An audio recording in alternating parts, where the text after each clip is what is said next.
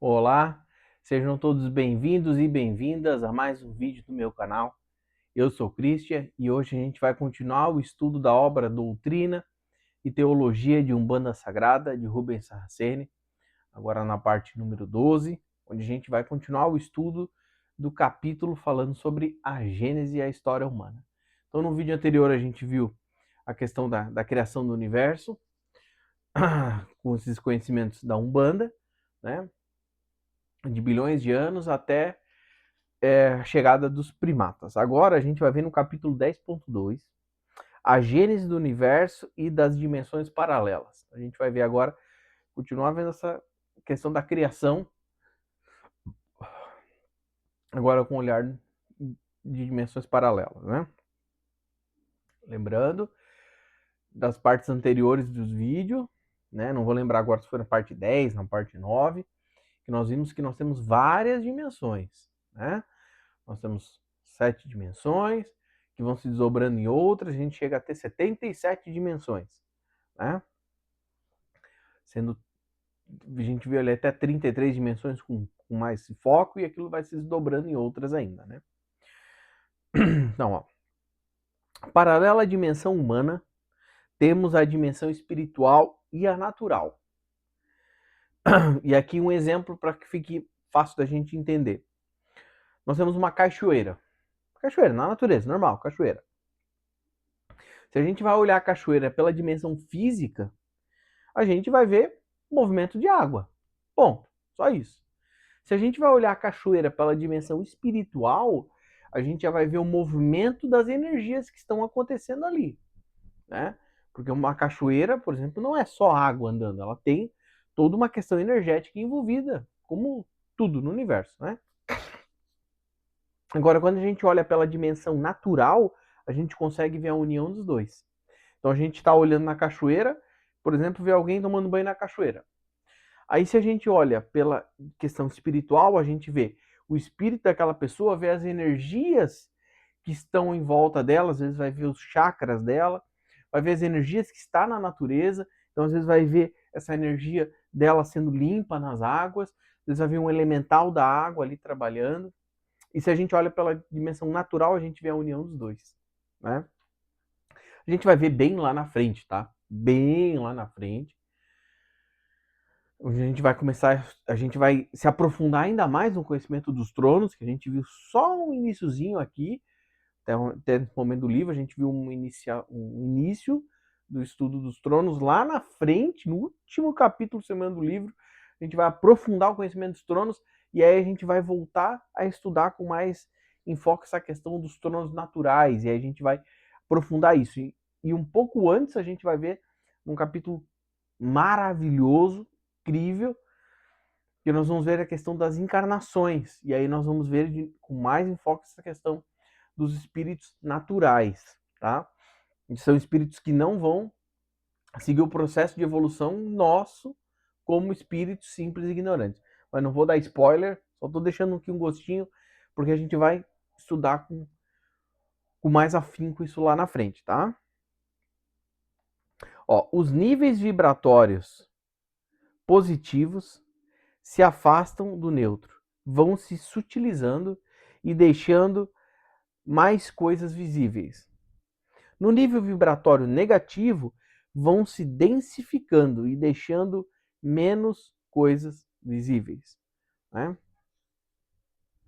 Nessas dimensões, né? E aí vai fazer sentido, né? Então, se é que você está numa dimensão espiritual e a coisa está se sutilizando, fica-se mais fácil alcançar dimensões mais altas, vão ficando cada vez mais visíveis nesse enfoque, nessa visão espiritual.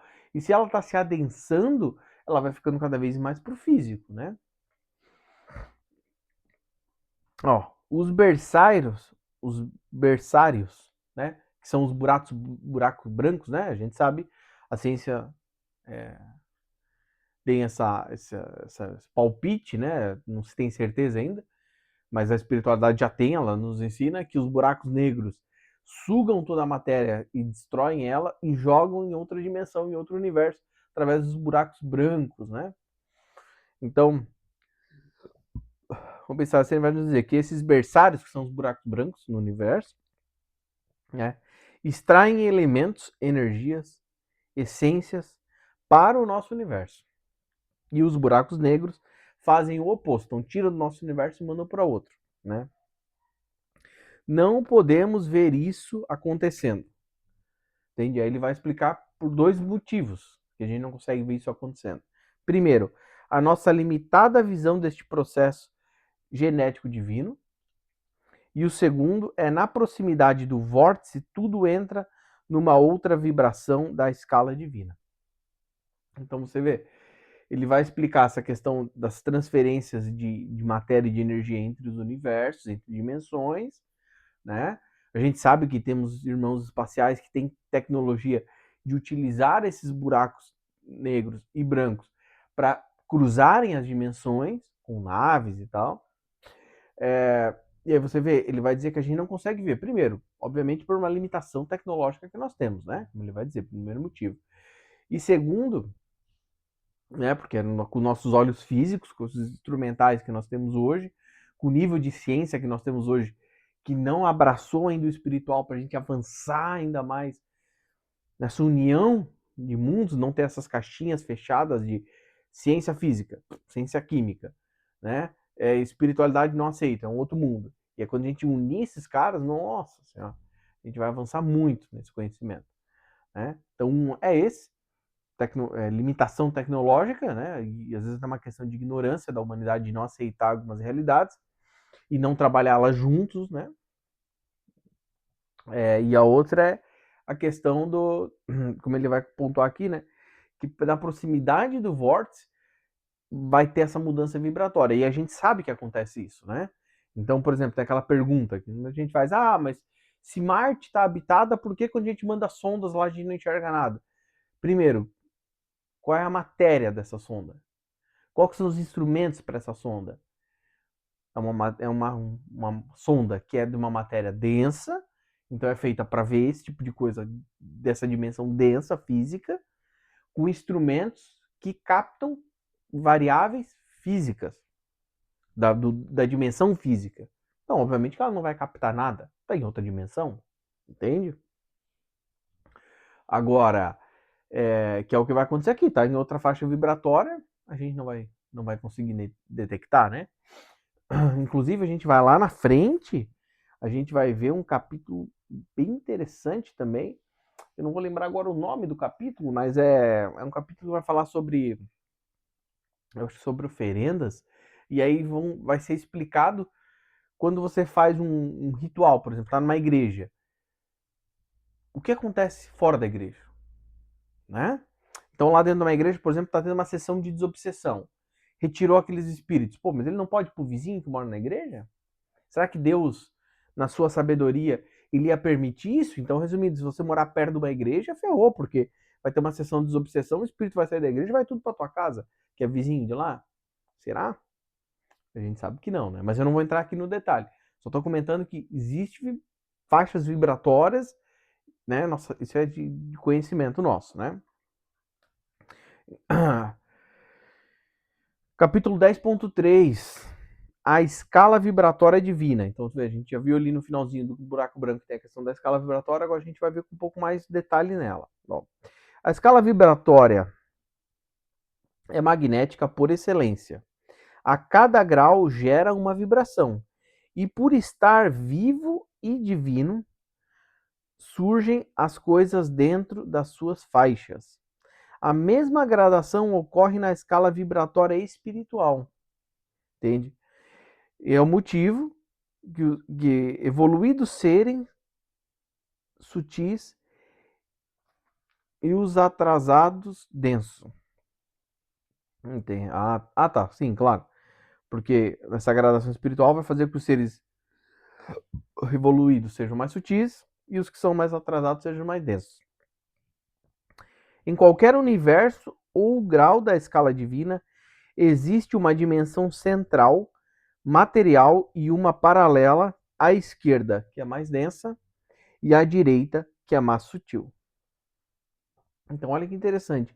Independente do universo que nós tivermos, vamos ter uma dimensão neutra, uma dimensão positiva e uma negativa.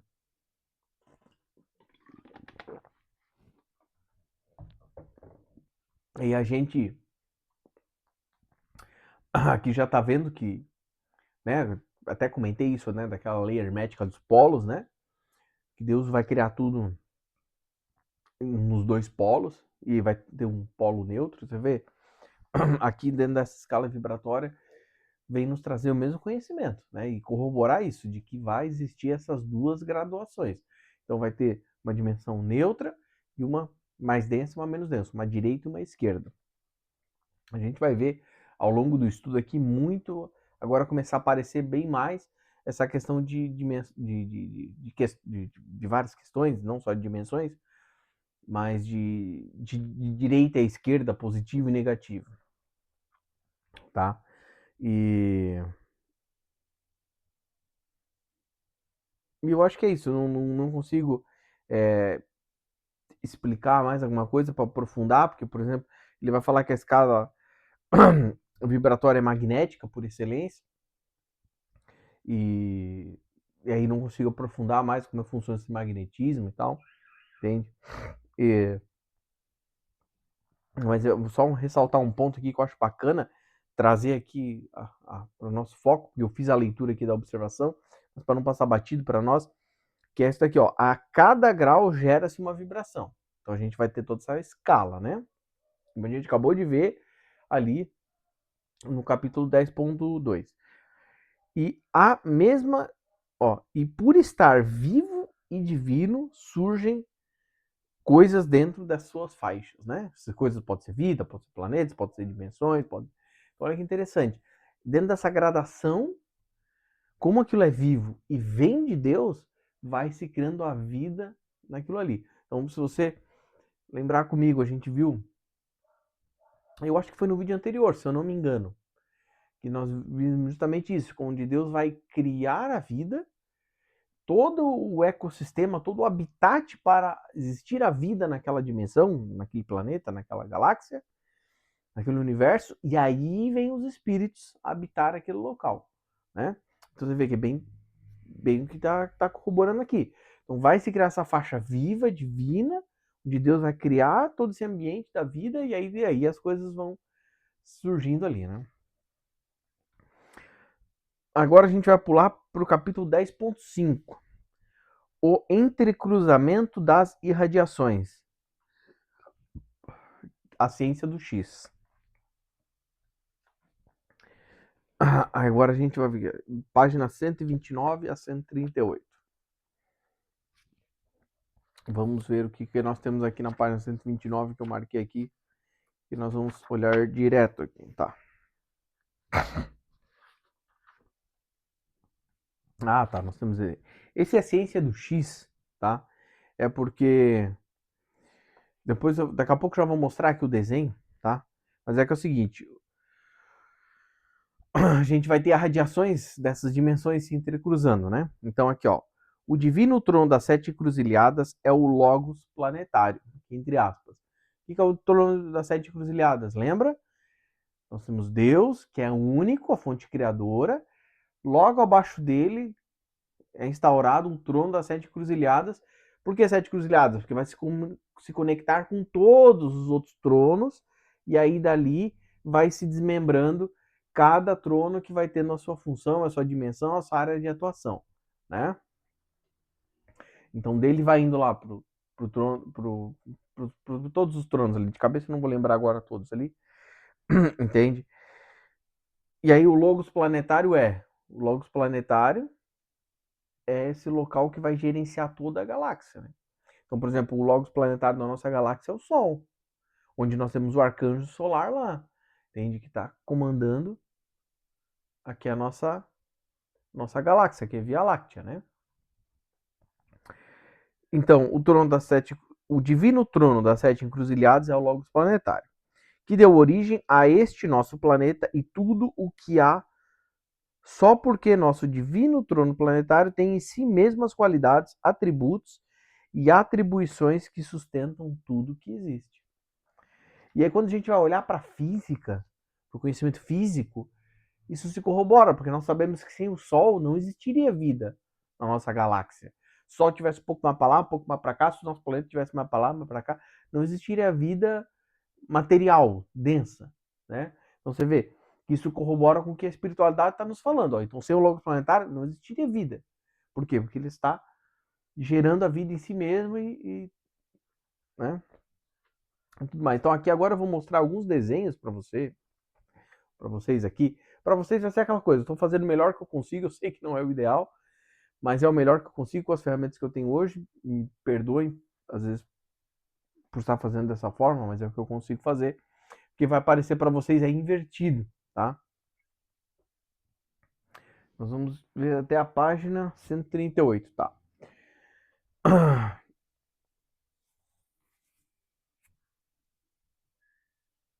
Ó, a gente vai ver aqui, ó. A gente vai ver aqui, ó. Os fatores divinos não podem ser visualizados ou detectados, mas sim vislumbrados e percebidos por intermédio da natureza das coisas. Então a gente vai ver, ele vai comentar, né? Que, por exemplo, a natureza do fogo não é igual à da água. Por mais que eles sejam elementos ali, né? Mas não são iguais. Como não é igual da terra, do ar, dos minerais, dos vegetais. A natureza do fogo é única e o distingue de todos os outros elementos. Entende? Ó. E aí eu vou mostrar o desenho aqui, mas ó, só para deixar aqui, né, o que ele está comentando aqui conosco. Ó, observe que o fogo físico não é puro porque precisa do concurso de outros elementos para existir, mas conserva sua natureza ígnea que o diferencia de todos os outros elementos. Entende?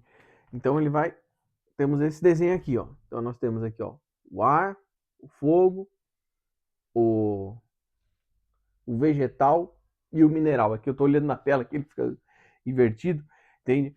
Então vai ser esses 4 elementos que vão se cruzar e aí a mistura deles vai se gerando outras coisas, né? Ó, e aí ele vai dizer que esse esquema nos diz que o fogo físico se sustenta do vegetal, que aí vai vir, por exemplo, carvão, se expande no ar, onde vai virar as chamas, e se alimenta do mineral, que é a energia que ele, né, precisa para gerar o fogo. Já um vegetal precisa do concurso da terra, da água, do ar, do mineral e do fogo, através do calor, né? Então aqui ele vai nos trazer. Então a gente viu ali naquele desenho que um básico vai estar alicerçado naqueles 4 elementos, só que quando a gente vai agora aumentando um pouco essa complexidade, então ali a gente estava falando do fogo, por exemplo, 4 elementos, beleza. O fogo precisa do ar, né? Por exemplo, para existir, então ele vai dizer que não é, mais que ele seja puro em si, ele vai precisar de outros componentes. Agora a gente vai ver uma questão, por exemplo, do vegetal. Então o vegetal é mais complexo, né? Então o vegetal vai precisar da água, mas ele vai precisar da terra também, como ele vai precisar do calor, tem? Como ele vai precisar do ar, então ele já vai começar a mesclar. Então a gente vai ver esse outro desenho aqui que nos vai mostrar, ó, então tu vê, ó, o vegetal, ele vai precisar, então tu vê, ele não está nessa estrutura aqui de quadrado aqui, tem com todos eles equilibrados, iguais. Vê que aqui, então aqui a gente já está aqui, ó, o vegetal, ele vai precisar dos 4 elementos de forma igual, mas ele está alicerçado num elemento mais forte que seria da terra, né? Então a gente já vai ver que nesse nível de complexidade maior, tu vê, ele vai puxar um elemento mais do que o outro, né? Então aqui no desenho, né? Então aqui ó, nós temos água, ar, fogo e o mineral. Então tu vê, ele está usando esses 4, mas o principal elemento dele é terra. E aí a gente pode pegar esse exemplo para olhar outras coisas que esses carinhas aqui vão mudando, né? Entende? Ó, estamos mostrando que algo não existe por si só. Um vegetal se distingue justamente porque sua natureza é diferente do fogo. É meio óbvio isso, né? Entende? E aí, então a natureza é o identificador e ela tem a ver com um fator que a qualifica como vegetal ou ígnea. Lembrando que ígnea está relacionada a fogo, né? Qualificando as essências, os elementos e as energias que formam um vegetal ou uma chama. Se percebemos essas naturezas nas essências, elementos e energias, é porque cada uma flui por meio de uma vibração só sua. que a diferencia de todas as outras vibrações que caracterizam as outras naturezas. E aí, ele vai mostrar um gráfico para nós, entende? Que ele vai dizer que é a raiz da origem de todas as coisas, né? Então a gente vai ter esse gráfico que, como é parecido com um X, por isso a ciência do X ali, porque esse desenho aqui seria que é o desenho a representação do trono das 7 encruzilhadas. Né? Então você vê, a gente vai ter esse desenho aqui, ó, onde nós vamos ter vegetal, fogo, ar, mineral, terra e água, né? E aí você pensa, mas não é a mesma coisa? Por que está mudando essa grafia?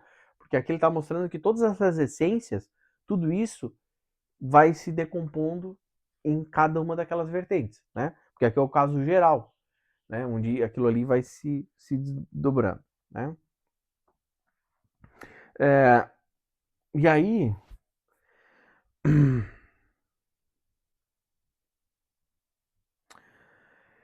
ele vai avançar aqui o estudo, tá? Teve algumas partes aqui que eu tô tendo que pular para não ficar tão denso, tá? Fica a recomendação para você fazer a leitura integral da obra, que tem bastante coisa que eu estou pulando. E agora ele vai dar um passo adicional falando assim, tá, aí como é que funciona um ser vivo, por exemplo? Né? Então ele vai dizer que esse ser, em essência, né, ele já formou um triângulo da vida. Tá? O ser aqui, nós estamos pensando num ser mais complexo, tá? Que não estamos falando de planta, de nada assim, tá? E aí ele vai trazer para nós esse desenho desse triângulo da vida. Olha que interessante. Tá? De novo, tá aqui invertido para vocês, mas ó. Então nós temos amor, nós temos ordem e fé. Entende? Então, ele vai recebendo essas energias, que vai sustentando ele, vai se criando, e aí esse ser se cria nessa pirâmide. E olha que interessante. Deus é ordem? Sim. Deus é fé? Deus é amor, puro amor. Então olha que interessante. Vai se alicerçar nesse triângulo. E aí Jesus não vem nos ensinar a importância do amor? A gente não está estudando aqui, quando a gente estudar o capítulo sobre as entidades, né, sobre os orixás, a gente vai ver como a fé é importante, como Oxalá nos sustenta na fé, né? Então olha que interessante como as coisas vão se amarrando, né? E aí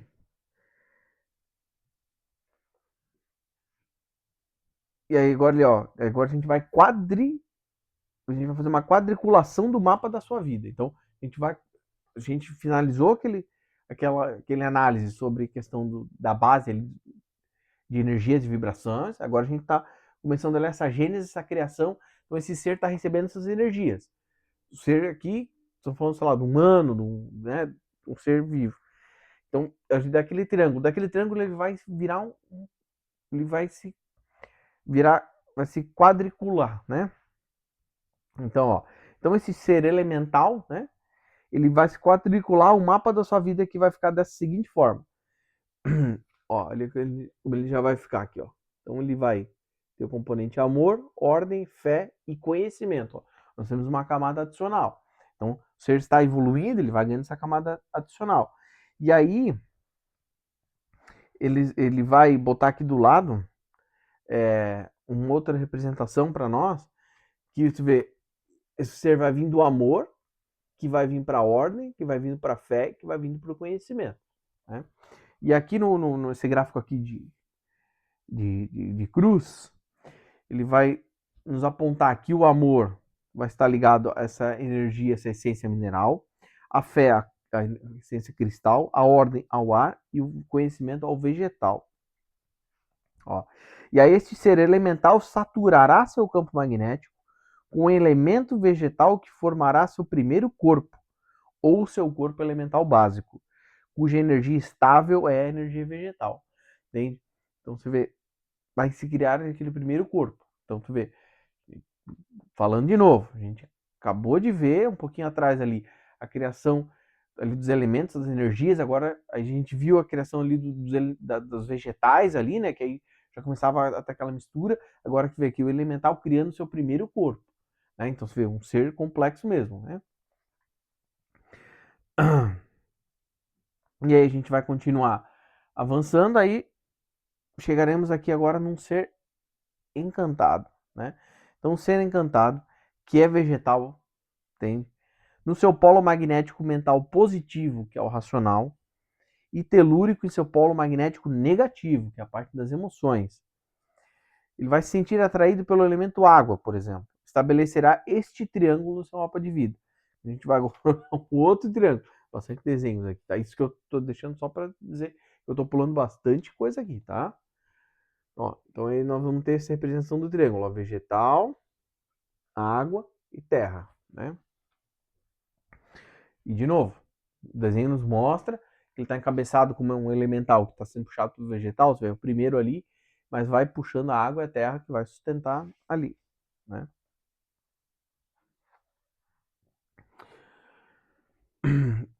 Ó, ele vai observar as energias minerais tão grande quantidade que os sentimentos de amor o distinguirão e conduzirão naturalmente à radiação de Oxum, orixá do amor divino, tá? Que o atrairá assentará em um dos seus polos magnéticos, de sua radiação vertical, né? E ele vai atuar como orixá de ligação entre o amor e a fé, regido pelo conhecimento. Então, o triângulo da sua vida será este. Bem, eu pulei um pouquinho aqui, mas ele vai comentar se aquele ser tiver sobre um orixá específico, né? E aí ele vai ter essa questão de triangulação. Então, ele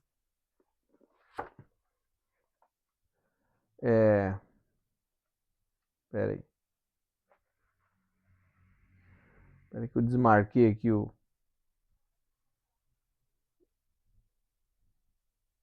onde eu tô lendo, pera aí. Aqui, beleza, achei. Obrigado. Aí a gente vai ter aqui na triangulação Ogum, Oxalá e Oxóssi e, entende? Se a gente for usar as linhas de força vertical e horizontal, a gente vai ter Oxum, Ogum, Oxalá e Oxóssi regendo esse ser, né? E aí, de novo, da mesma maneira que a gente viu lá atrás, se for na versão completa, no caso genérico, geral, no caso geral, que vai pegar todos eles, a gente vai ver, ó. É,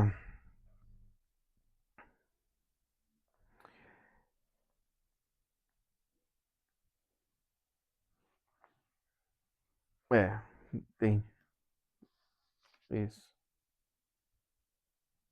Pera aí. Tá. Não, falei um negócio errado aqui. Ele, nesse desenho aqui agora que eu vou mostrar para vocês, essa forma gráfica vale para todos, por causa geral, mas aqui especificamente ele tá tratando desse exemplo aqui, desse ser aqui que a gente viu que tá tendo o seu orixá principal, Oxum, e sendo também guiado por Oxalá e Oxóssi, né? Então a gente vai ter esse desenho aqui agora, que é parecido com os outros, né? Você vê? Só que aqui agora a gente está olhando quais são os elementos e orixás que estão guiando esse ser. Então aqui a gente tem, por exemplo, no primeiro ali, nas energias mineral, tá Oxum, no reino da essência da água, Iemanjá, vegetal Oxóssi, telúrico Exu, no ar Ogum, aquático uma pombagira, no cristal Oxalá e na terra Obá. E as últimas observações que a gente fecha esse capítulo é que, ó, observe que aqui usamos apenas um exemplo, esse exemplo que a gente acabou de ver do desenho, mas como ele nos foi possível mostrar a evolução de um ser, desde seu nascimento ou sua geração divina. Saibam que esta é a verdadeira gênese dos seres, e se optamos por descrever como acontece a evolução, é porque ela não se processa em linhas retas, em sim em linhas inclinadas, que permitem aos seres a vivenciação dos mais variados sentimentos e experiências, por meio das quais vão aperfeiçoando suas faculdades mentais. Também mostramos que os fatores formam as essências, estas formam os elementos, Esses amalgamam-se, né, eles vão se unindo, dando origem às substâncias, às energias e às radiações naturais.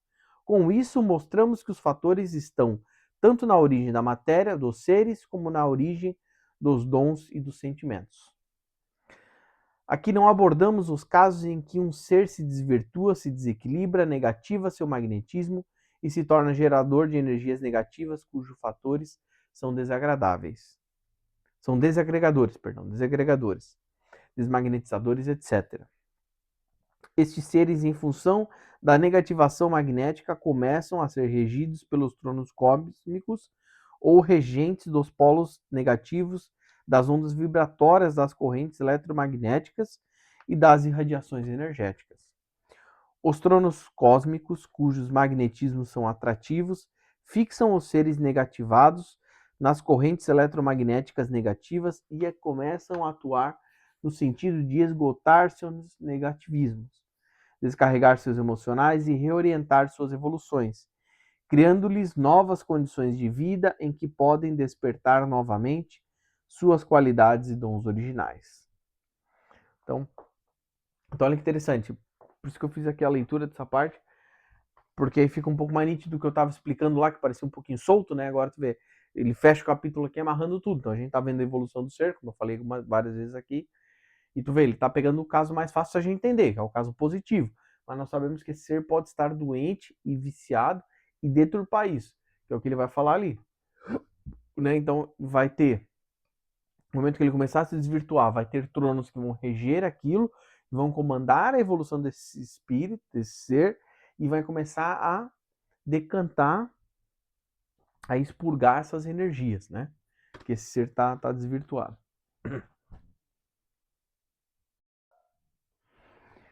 Voltei, ó. E vamos ver aqui as duas últimas observações que eu fiz aqui, ó. Os orixás cósmicos, cujos nomes reveláveis são os tronos responsáveis pelo amparo aos seres negativados em seus magnetismos mentais e exercem sobre eles uma ascendência natural, porque são geradores das partes negativas dos fatores divinos, cuja função é atuar em sentido contrário aos fatores gerados pelos tronos positivos, irradiantes geradores das partes positivas dos fatores divinos. Mas em nível cósmico, quem rege este fator é um trono negativo denominado por nós trono dos desejos. E mais não revelaremos porque é um mistério fechado aos espíritos. Saibam que as cosmogêneses, se devidamente interpretadas, estão revelando os mistérios e as formas de Deus atuar na vida dos seres. Entende? Então a gente vê, finalizamos aqui, esse conhecimento a gente já viu lá atrás um pouquinho, depois a gente vai aprofundar mais lá no futuro isso, mas a gente vê que nós temos tronos regendo a parte positiva e na parte negativa. A gente viu que às vezes a deturpação do elemento do sentimento vai gerar esse aspecto negativo dele, como nós vimos ali o exemplo, né, do amor que vivido de uma maneira errada vai gerar o ciúme, né? Então, a fé vivida de uma maneira errada vai virar o fanatismo, por exemplo. Mas você vê que interessante, aí por isso que eu até marquei ali para comentar. Ele vai comentar o trono dos desejos. Ele só falar o que nesse ponto do livro ele não vai mais tocar nesse assunto, porque tu vê, é um conhecimento novo que está vindo aí. Mas fica para nós, como ele vai dizer, né? A gente vai aprendendo cada vez mais, vendo como é que Deus vai criando a vida, né? A Gênesis que Deus vai criando. E aí eu acho interessante porque a gente vai casando o conhecimento espiritual com o conhecimento da física, a gente vê que muita coisa conversa, muita coisa encaixa. Isso não é coincidência, isso é realmente Deus agindo, né? Então é isso daí. Então a gente fechou aqui o capítulo 10.5 e que no vídeo seguinte a gente vai ver hierarquias do trono da geração. A gente vai continuar no capítulo. Nós vamos ver o finalzinho desse capítulo 10 sobre a Gênese Divina. E aí depois a gente vai começar a estudar o capítulo sobre teogonia, que são os orixás. Interessantíssimo. Então, nesse vídeo de hoje, quarta-feira, a gente estava ainda estudando a Gênese Divina. Acho que no vídeo de sexta-feira a gente consegue matar esse capítulo da Gênese, e aí depois a gente começa uma nova parte, que é a parte sobre os orixás, e aí a gente vai mergulhar nessa parte da teogonia, bem interessante. Inclusive lá nessa parte que a gente vai ter aquele capítulo sobre encarnação, que eu comentei mais cedo. Então é isso daí, gente. Finalizamos nosso estudo por hoje. Vou deixar aqui agora os recadinhos de todo o vídeo. Só para setar a expectativa de vocês, eu sou um estudante de espiritualidade, eu não sou um sacerdote de Umbanda, eu não tenho uma bagagem umbandista de anos, décadas, entende? Só sou um estudante da espiritualidade universalista e estou estudando essa obra com vocês. Então, não tenho a pretensão de que seja um curso de Umbanda, que vocês não tenham a pretensão que eu vou ensinar vocês no detalhe, porque eu não tenho esse conhecimento, tá? Então, se todo vídeo eu sempre deixo recado de que a leitura integral e original da obra não invalida de forma nenhuma assistir esse vídeo, né? Então, assim, vou ver o vídeo é suficiente. Não, de forma alguma. Faça a leitura da obra, né? Esse livro aqui é mais importante ainda, né? Porque tem muita coisa. Esse último capítulo, eu pulei muita coisa. Então, esse vídeo ia estourar mais de hora, entende? Porque eu achei que esse apanhado geral ficava mais fácil para a gente entender. Mas, por exemplo, fazer a leitura vai ter muito mais coisa, tá?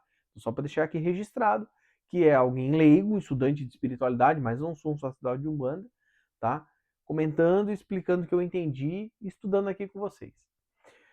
E os dois últimos recadinhos de todo vídeo se você puder, eu peço, curta, compartilha, hypa o vídeo, se inscreve no canal, deixa um comentário, clica no gostei.